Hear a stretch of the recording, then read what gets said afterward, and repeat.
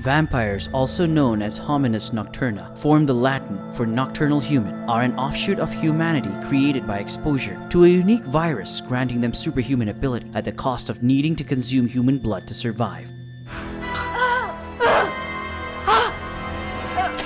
Virtually all present-day vampires have forgotten that the virus actually has a supernatural origin, though the legends are ultimately real. Vampirism is a biological condition caused by a parvovirus, not a supernatural affliction. Although the ritual to awaken the vampire blood god, known as the Magra, using pureblood vampires indicates that the vampire virus does possess some supernatural elements. Vampires are a biological species, such as a branch of Homo sapiens called hominins nocturna, and as such they are not affected by religious symbols such as crucifixes and holy water. Other attributes traditionally associated with vampires, such as turning into a mist or a bat, are false in this universe. Mostly forgotten legends in ancient vampire texts say that they descend from Drake, also known as Dracula, an ancient Sumerian immortal who was worshipped as a god and in whom the virus originated. Almost all present-day vampires, however, have forgotten the supernatural origins of their species. Vampires are intricately involved in most aspects of modern human society. Vampirism is a virus most often transferred via the saliva of a vampire into the victim's bloodstream through a bite. The incubation period is usually 72 hours after infection into a vampire by creating new parasitic organs. During this incubation period, the infected will start feeling an aversion to sunlight and an intense thirst that no matter how much they drink, it will never be satiated.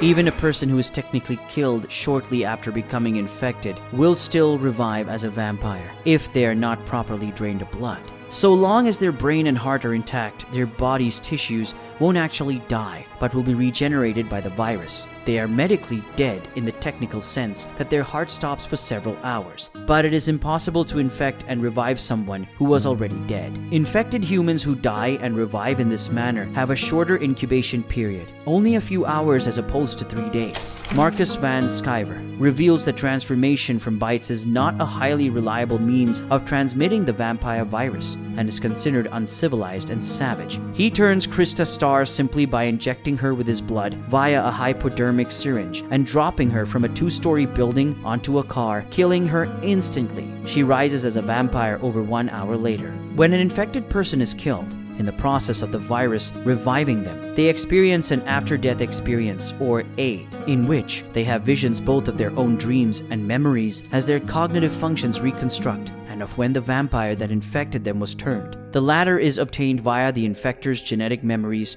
transferred to the infected person. The AID also gives a permanent neurogenetic connection between the new vampire and the vampire that turned them, although it is usually difficult to access and can only be triggered via a specific blood ritual. The vampirism virus radically alters the host's physiology and metabolism, somewhat like cancer, but a cancer with purpose and structure instead of chaos, creating entirely new parasitic organs inside of the body.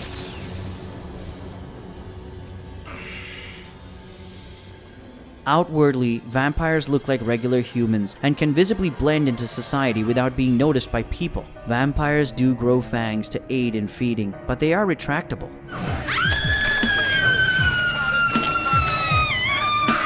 One major difference is that vampires have a much lower average body temperature than humans, around 50 degrees Fahrenheit, compared to the average human, 98.6 degrees, thus making it possible to spot vampires in a crowd using an infrared camera. A vampire cannot produce sufficient amounts of hemoglobin as the vampire virus burns away what is produced, which is why vampires must feed on blood, preferably human. Ordinary food is edible to vampires, but it is unclear if it has nutritional value to them, or is only done for pleasure, as vampires can live entirely on blood alone. This need for human blood, or blood in general, is known as the thirst, and is considered to be a vampiric weakness, as well as a primal urge that drives all vampires and permeates every aspect of their existence. Vampire society on the local or regional level is broken up into over a dozen major clans or houses. Examples are the House of Erebus and the House of Chiton. The houses form a united front in the vampire nation, the international governing hierarchy of the entire vampire race. Over the generations, the vampires have developed an international power cabal. They control about half of the global financial institutions and own the police, bribing off human officials throughout the world to ignore and aid their activities. The vampire nation's leadership has decided that a full-scale war with humans is undesirable, so they maintain a secret truce with human governments. Human politicians will ignore the vampires, and in return, the vampires will keep their numbers relatively low, not turning too many humans into new vampires. Most of the vampire nation believes maintaining the truce is in their best interests. Occasionally, renegade vampires pop up who disregard the vampire nation's rule. One such renegade was Deacon Frost, who felt that vampires should rule humans directly. Frost's actions were considered dangerous by the House of Erebus, with one leader warning him that the human governments would make things very difficult for them if their numbers increased too much. Types of vampires: pureblood and turned-blood vampires. Vampires are divided into two socio-biological categories. Regarding themselves as superior, purebloods tend to take positions of dominance and looking upon turned-bloods with contempt. Turned-bloods are often lackeys, minions, or lieutenants. Turned-blood reaction to this of affairs is diverse and varies between individuals. Some accept the hierarchy as natural, while others resent purebloods. Biologically speaking, there is no inherent difference between purebloods and turned-bloods, though socially, purebloods tend to be better trained and more experienced. Familiars. Familiars are humans who willingly serve vampires. Familiars serve vampires in exchange for wealth, protection, and the possibility of one day being rewarded for their service by being turned into a vampire themselves. Familiars usually have tattoos of vampire glyphs located somewhere on their bodies, which is much like a cattle brand. This glyph warns other vampires that if they attempt to feed on or otherwise harm this human, they will have to answer to the vampire the human serves. Familiars can function in daylight and may occupy crucial positions in human society, which aid the vampire's infiltration. Examples of these are police officers, prison psychologists, powerful lawyers, teachers, politicians, etc.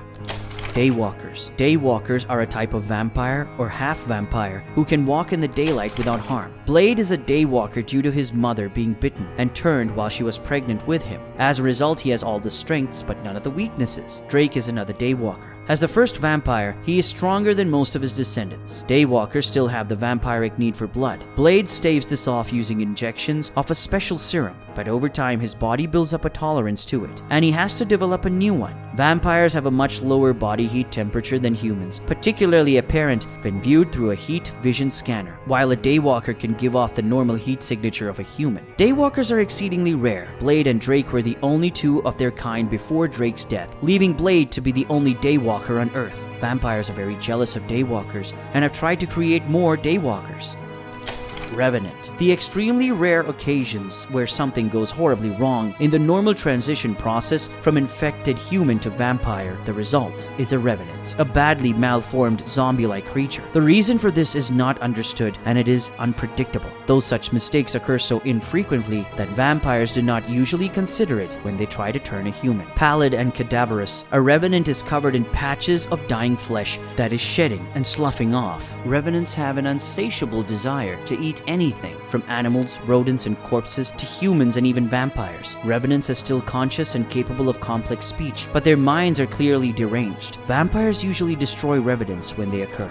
Reapers. Reapers were a deadlier breed of vampires. Eli Damaskinos, an ancient vampire elder, created this breed in a quest to eliminate the weakness of the vampire race via genetic sequencing of his own pureblood DNA. Carriers of the Reaper strain were known as Reapers. While the Reaper strain did improve some vampire strengths and even removed some of their traditional weaknesses, it was deemed a failure because it drove its carriers' bloodthirst well beyond that of normal vampires, making them almost feral monsters. Their heightened metabolism prompted them to feed every couple of hours, or else they'll start feeding on themselves. With the exception of the first Reaper, Jared Nomak, Reapers were incapable of human speech, communicating through snarls and growls, though they retained enough intelligence to follow Nomak's orders, attack in an organized way, feign private and civilized behavior in public when not attacking, and set traps for their enemies and prey. Vampires have several strengths and weaknesses. Vampires are immortal creatures whose bodies cease to physically age beyond a certain point. Pureblood vampires will age into adulthood,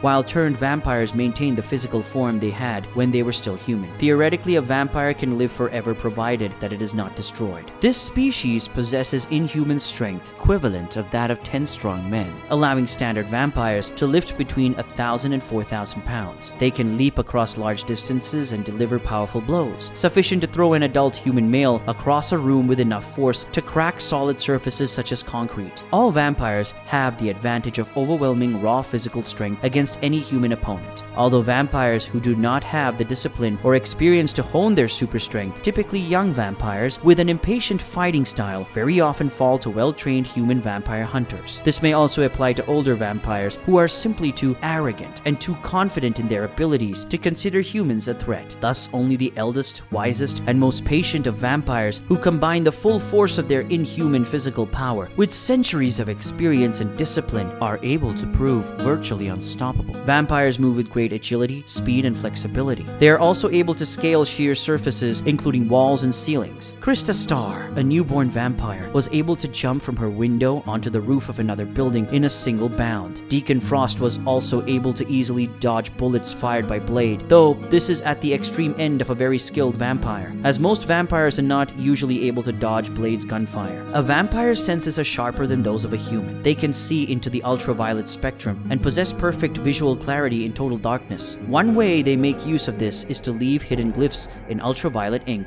A vampire's wounds tend only to slow the vampire down temporarily, healing quickly, in some cases regenerating entire body parts. This process is accelerated by the amount of hemoglobin absorbed from blood. Vampires are immune to terrestrial illnesses and diseases. Vampires can perfectly heal any wound. Thus, purebloods who were born as vampires have no scars. Visible scars are a giveaway that a vampire was only turned. Weaknesses. Because vampires have an inability to sustain enough hemoglobin, the virus causes hemolysis. They develop a form of anemia. This causes them to have a craving for blood, similar to food craving and substance dependence. If a vampire does not feed on blood for a long period of time, it will develop withdrawal symptoms and become gradually weaker and eventually die. The need for blood is referred to as the thirst and is considered the defining and driving factor of all vampires. Being exposed to sunlight will severely burn and ultimately kill a vampire. This is not a supernatural relationship with the sun, as any UV light source will harm a vampire due to their inability to produce defenses in their skin. Some vampires have discovered that by applying heavy amounts of sunblock, mascara, or other materials to their exposed skin, they can functionally move around in daylight for a limited length of time without significant harm. Others have worn full body covering to move around during the day. Vampires are fatally allergic to silver and garlic, which causes them to go into anaphylactic shock and possibly death. For this reason, vampire hunters like Blade rely on weapons made of silver, such as hollow-point silver bullets filled with garlic. Non-lethal wounds from silver weapons are more difficult for vampires to heal. The EDTA blood thinner used in hospitals for clearing out blood clots in arteries reacts incredibly violently with vampire blood. Injecting a vampire with a syringe filled with EDTA will cause them to literally explode into a cloud of blood in a matter of seconds. If you like this video, please give it a thumbs up. Also, don't forget to comment and give me your ideas about topics for new videos. Thank you, and we'll see you next time.